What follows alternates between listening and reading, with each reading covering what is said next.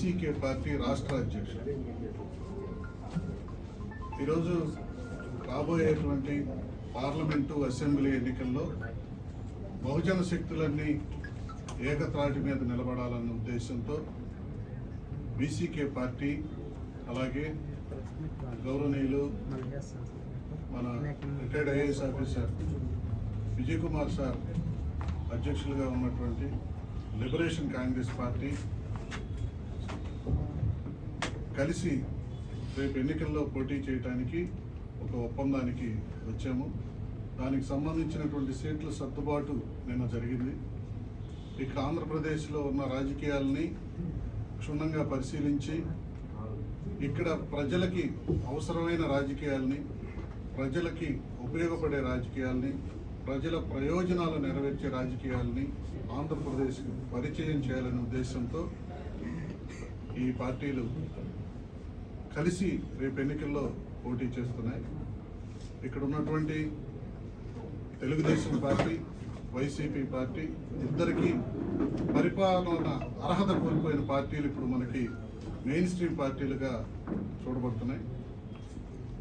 అక్కడ ఒక కేసులో ఇరుక్కుని మన రాజధానినే పోగొట్టి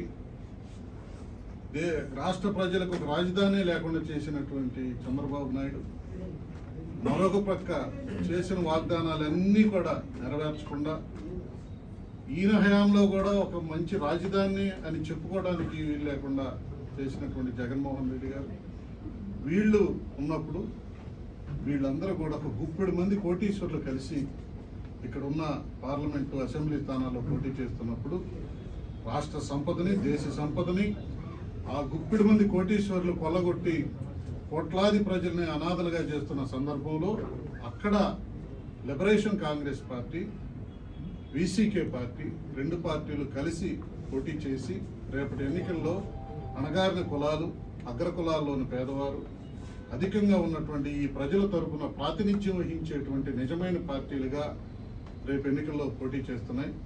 ఈ పార్టీని బలపరచాలని, ఈ పార్టీని గెలిపించాలని, ఈ పార్టీని గెలిపించడం ద్వారా ప్రజలు తమను తాము గెలుపుని ప్రపంచానికి చాటాలని, అలాగే రేపు జరిగేటువంటి ఎన్నికల్లో డబ్బు ఇంకా అనేకమైనటువంటి బెదిరింపులు, ప్రలోభాలను కూడా ప్రజలందరూ ఎదిరించి ఎవరు దీనికి వాళ్ళ భవిష్యత్తుని నిర్ణయించగలిగిన వాళ్ళు అనేది ఆలోచించాలి. ఒక పక్కన తిరుమావలవన్ గారు గొప్ప నాయకుడు, పార్లమెంటులో మతతత్వానికి, నరేంద్ర మోడీ విద్వేష రాజకీయాలకి వ్యతిరేకంగా పోరాడుతున్న పోరాట యోధుడు ఒక పక్క, మరొక పక్క కొన్ని దశాబ్దాల పాటు పరిపాలనా అనుభవం కలిగినటువంటి విజయ్ కుమార్ గారు మరొక పక్క.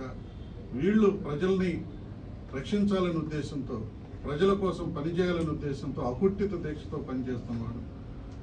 అక్కడ తిరుమావలవన్ గారు పార్లమెంట్లో అక్కడ రాజ్యాంగానికి జరుగుతున్నటువంటి అన్యాయం, రేపు రాజ్యాంగాన్ని తీసేసేటువంటి బీజేపీ కుట్రని ఎదిరించే క్రమంలో ఆయన అక్కడ పోరాడుతూ ఉన్నారు. జాతీయ స్థాయిలో తిరుమావలవన్ గారికి మద్దతు ఇస్తూ విజయ్ కుమార్ గారు, ఇక్కడ రాష్ట్ర స్థాయిలో ఇక్కడ ఉన్నటువంటి రాజకీయాలని, అగ్రకుల రాజకీయాలు, ఆధిపత్య రాజకీయాలు, డబ్బు రాజకీయాలను ఎదిరించి ఒంటరిగా పోరాడుతూ ఇక్కడ ఉన్నటువంటి తడ నుంచి తుని వరకు అకుంఠిత దీక్షతో ఆయన పాదయాత్ర జరిపి, పాదయాత్ర అంటే కేవలం ఏదో ఒక విహారయాత్రలాగా కాకుండా పేద ప్రజలకి అంతరంగాన్ని తెలుసుకుని, నిజమైన సమస్యలు ఏమున్నాయో తెలుసుకుని, ఎన్ని లక్షల ఎకరాలు ఈ ఇప్పుడు రాజకీయాల్లో నిలబడిన వారు కబళించారో, కబ్జా చేశారో నిజమైన రిపోర్టుతో, గ్రౌండ్ రియాలిటీతో ఆయన బయలుదేరారు. ఈ కూటమి విజయవంతం చేయాల్సిందిగా విజ్ఞప్తి చేస్తున్నాను. జై భీమ్.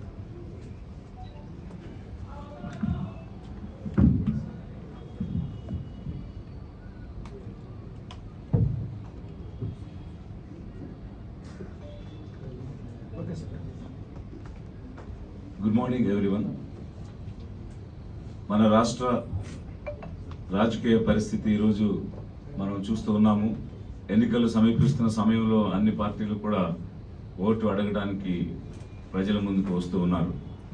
మరి ఈ సందర్భంలో ఇదే తిరుపతి గడ్డ మీద ఆ రోజు పార్లమెంట్లో 5 సంవత్సరాలు ప్రత్యేక హోదా ఇస్తామని అధికారంలో ఉన్నటువంటి కాంగ్రెస్ మాట్లాడుతున్న సమయంలో బీజేపీ ప్రతినిధిగా రాజ్యసభలో 5 సంవత్సరాలు సరిపోదు 10 సంవత్సరాలు ఇవ్వాలి అని చెప్పి బీజేపీ నుంచి మాట్లాడి ఆ తర్వాత 14 ఎన్నికల్లో తెలుగుదేశం బీజేపీ కలిసి పోటీ చేసిన సమయంలో ఇక్కడి నుంచే 10 సంవత్సరాలు ప్రత్యేక హోదా ఇస్తామని చెప్పి వారు ఎన్నికల్లో ఓట్లు వేయించుకుని ప్రభుత్వాలు ఏర్పాటు చేశారు. కానీ చెప్పిన 10 సంవత్సరాలు అయితే అయిపోయినాయి, 24 అయిపోయింది.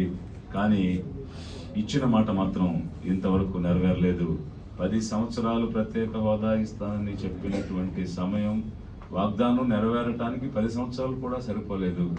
మరి ఏ ముఖంతో ఇప్పుడు మళ్ళీ ఓటేయమని బీజేపీ కానీ తెలుగుదేశం కానీ అడుగుతాయి?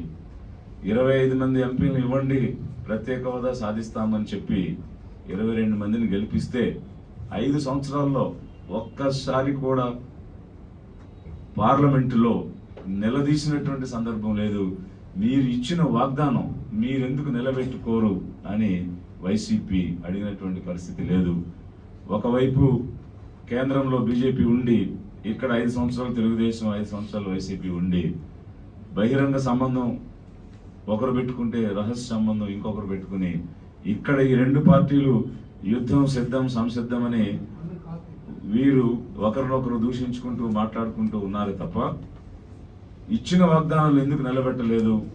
రాష్ట్ర విభజన కోసం జరిగినటువంటి వాగ్దానాలలో పోలవరం ప్రాజెక్టు పూర్తి చేయడం కానీ, కడపలో స్టీల్ ప్లాంట్ పెట్టడం కానీ, అలాగే మన తిరుపతి పార్లమెంట్లో ఉన్న దుగ్గరాజపట్నం పోర్టు నిర్మాణం చేయడం కానీ ఇవేవి కూడా జరగలేదు. రైల్వే జోన్ అనేది పేరు ప్రకటించారు, అది కూడా ఒక అస్థిపంజరం లాంటిది. ఈ విధంగా వాగ్దానాలు నిలబెట్టని బీజేపీని నిలదీయలేని తెలుగుదేశం, వైసీపీ వీరు అందరూ కూడా ఒక్కటే. ఒకరు బహిరంగ సంబంధం, మరొకరికి రహస్య సంబంధం. రేపు ఎన్నికల్లో తెలుగుదేశానికి వేసినా అది బీజేపీకి వేసినట్టే, వైసీపీకి వేసినా బీజేపీకి వేసినట్టే. కనీసం వాగ్దానం నిలబెట్టలేని పార్టీలు ఓట్లు ఎలా అడుగుతాయి? ప్రజలు విజ్ఞతతో ఆలోచించమని నేను కోరుతున్నాను. మరొక వైపు ఎస్సీ, ఎస్టీ, బీసీ మైనారిటీలుగా ఉన్నటువంటి వెనుకబడిన వర్గాలకు ప్రభుత్వాలలో ఉద్యోగాలు దొరికే అవకాశాలు ఉన్నటువంటి ప్రభుత్వ రంగ సంస్థలు, పెద్ద పెద్ద సంస్థలు అయినటువంటి స్టీల్ ప్లాంట్స్ కానీ, ఎయిర్ ఇండియా కానీ, ఇండియన్ ఎయిర్లైన్స్ కానీ, ఎల్ఐసి కానీ, బ్యాంక్స్ కానీ, ఇట్లాంటి చోట ఎన్నో సంవత్సరాలుగా, గత 76 సంవత్సరాలుగా వచ్చిన అవకాశాల ద్వారా వెనుకబడిన వర్గాల నుంచి ఉద్యోగులై వారు పేదరికం నుండి విముక్తి చెందుతున్న తరుణంలో ఈ వెనుకబడిన వర్గాలకు, మరీ ముఖ్యంగా పేదలకు అన్యాయం చేయాలని, వారు ఎదగకూడదని, వారికి అవకాశాలు రాకూడదని ఉన్న ప్రభుత్వ రంగ సంస్థల్ని ప్రైవేట్ పరం చేస్తూ ఉన్నారు. ఇండియన్ ఎయిర్లైన్స్ అమ్మేశారు, ఎయిర్ ఇండియా అమ్మేశారు, ఎల్ఐసిలో ప్రైవేటైజేషన్ తెచ్చారు, స్టీల్ ప్లాంట్ అమ్మేస్తానంటున్నారు. మరి ఎందుకు ఈ తెలుగుదేశం, వైసీపీ మొద్దు నిద్రలో ఉండి కనీసం వాటిని అడ్డుకోలేక పేదల తరపున పోరాటం చేసే వీరందరూ కూడా సంపదను సృష్టించి పేదరికాన్ని నిర్మూలిస్తామని తెలుగుదేశం చెప్తుంది, పెత్తందారుల మీద పోరాటం చేస్తున్నామని వైసీపీ చెప్తుంది. ఇది ఎలా పెత్తందారుల మీద పోరాటం అవుతుంది? ఇది ఎలా పేదల కోసం సంపద అవుతుంది? పేదలకున్న అవకాశాలు హరించి వేస్తూ ఉంటే వాటిని అడ్డుకోకుండా, దానిని నిలుపుదల చేయకుండా, ఉన్నవి పోతూ ఉంటే గుడ్లు అప్పగించి చూస్తున్నటువంటి ఈ 2 పార్టీలు ఏ విధంగా మాకు ఓటేయమని అడుగుతారు? ఇది ప్రజలు ఒక్కసారి విజ్ఞతతో ఆలోచించమని నేను కోరుతున్నాను. ఎందుకోసం అంటే రేపు డబ్బుతో, మద్యంతో ఓట్లను సంపాదించాలని ఈ పార్టీలన్నీ ప్రయత్నం చేస్తున్న విషయాన్ని మనం ప్రతి చోట కూడా చూస్తూ ఉన్నాం. నిజంగా మీకు పాలనా దక్షతే ఉంటే తెలుగుదేశం, నిజంగా మీరు సరైన పరిపాలన అందించి ఉంటే వైసీపీ, మీరు ఇచ్చిన వాగ్దానాలు నిలబెట్టుకుంటే బీజేపీ, ఒక్క రూపాయి కూడా ఓటు కోసం లంచం ఇవ్వకుండా మీరు ఓటు పొందండి అని నేను ఇక్కడ నుంచి ఛాలెంజ్ చేస్తూ ఉన్నాను. రేపు ఎన్నికల్లో మీరు డబ్బు ఇచ్చి ఓట్లు కొనుక్కుంటున్నారు అంటే అర్థం మీరు విఫలమయ్యారని ఒప్పుకుంటున్నారు. మీరు ప్రజలకు చేస్తానన్న సేవ చేయలేదు కాబట్టి, మీరు చేసిన సేవలను చూపించి, మీ యొక్క ట్రాక్ రికార్డును చూపించి ఓటు అడిగే నైతిక హక్కును కోల్పోయారు కాబట్టే డబ్బు ద్వారా, మద్యం ద్వారా మీరు ఓటు సాధించాలని ప్రయత్నం చేస్తూ ఉన్నారు.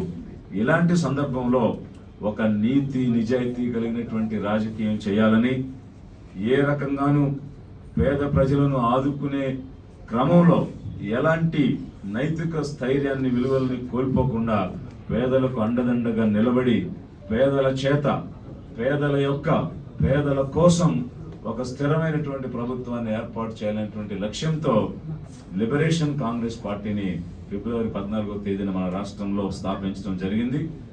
అలాంటి ఆలోచన విధానమే కలిగి పేదలకు అండదండగా నిలుస్తూ ఒక ట్రాక్ రికార్డుని ఏర్పాటు చేసుకున్నటువంటి విడుదలై చిరుతై కక్షితోటి ఈరోజు మన ఆంధ్రప్రదేశ్లో ఒక అనుబంధం ఏర్పాటు చేసుకోవడం జరిగింది.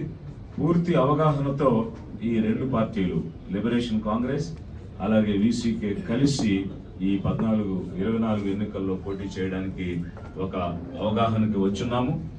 ఆ పూర్తి సర్దుబాటుతో ముందుకు వెళుతున్నాము. ఇప్పటికే మేము ఒక యునైటెడ్ ఫ్రంట్ ని ప్రకటించడం జరిగింది. దానిలో ఇంచుమించు 9 పార్టీలు ఉన్నాయి. ఆ పార్టీల అధ్యక్షులు ఎక్కడైతే పోటీ చేస్తున్నారో అక్కడ ఒక అవగాహనతో మేము ముందుకు వెళ్తూ ఉన్నాము. మిగిలినటువంటి ఈ విషయంలో వీసీకేతో పూర్తి స్థాయి అవగాహనతో ఈ రాష్ట్రంలో ముందుకు వెళ్తూ ఉన్నాము.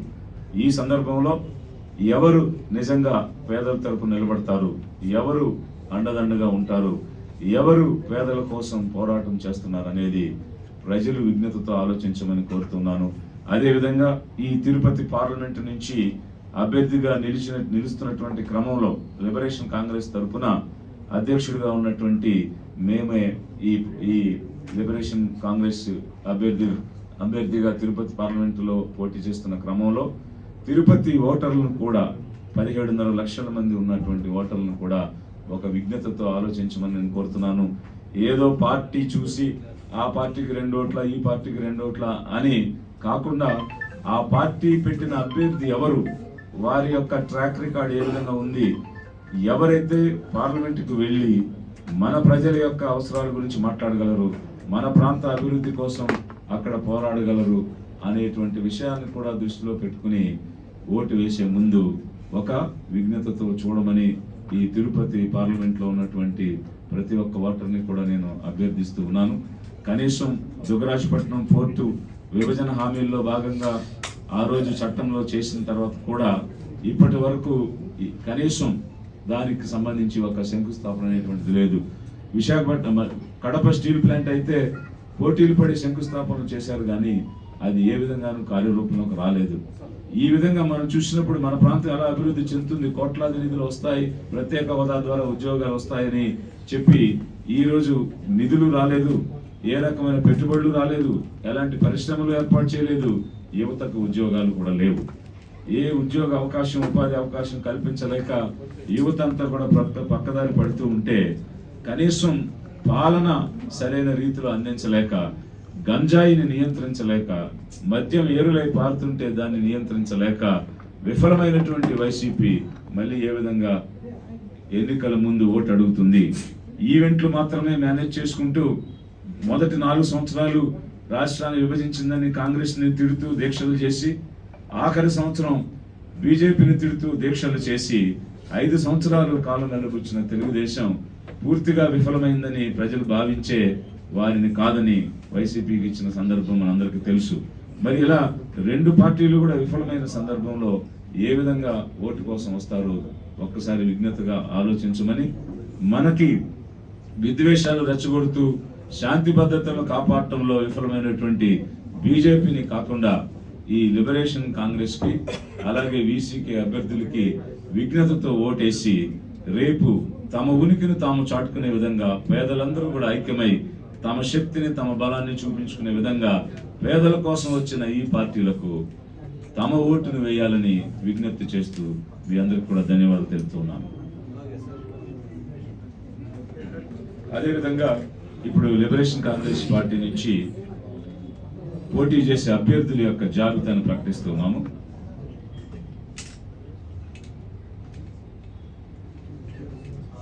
సో మాకు ఇప్పుడు 3 పార్లమెంట్స్ నుంచి అభ్యర్థుల్ని ప్రకటిస్తున్నాము. ఒంగోలు పార్లమెంటు 16 ఒంగోలు పార్లమెంటరీ కాన్స్టిట్యున్సీకి దొప్పలపూడి సూర్యప్రకాష్ రావు గారిని, 18 కర్నూలు పార్లమెంటు నియోజకవర్గం నుంచి సలకాపురం అమృత్ కుమార్ని, అలాగే 22 నెల్లూరు పార్లమెంట్ నుంచి శేషం సుదర్శన్ని ఈ లిబరేషన్ కాంగ్రెస్ తరఫున అభ్యర్థులుగా పోటీకి నిలబెడుతూ ఉన్నాము. అదేవిధంగా అసెంబ్లీకి సంబంధించి మన ఆంధ్రప్రదేశ్ లెజిస్లేటివ్ అసెంబ్లీకి 12 మంది అభ్యర్థులను ఈరోజు ప్రకటిస్తూ ఉన్నాము.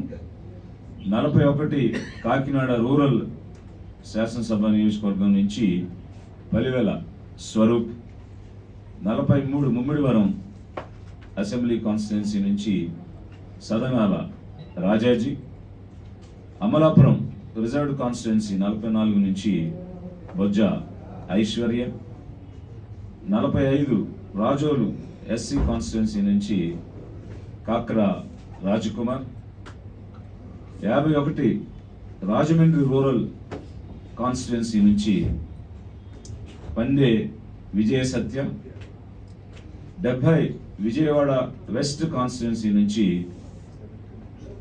79 విజయవాడ వెస్ట్ కాన్స్టిట్యున్సీ నుంచి సబాషి షేక్, అదేవిధంగా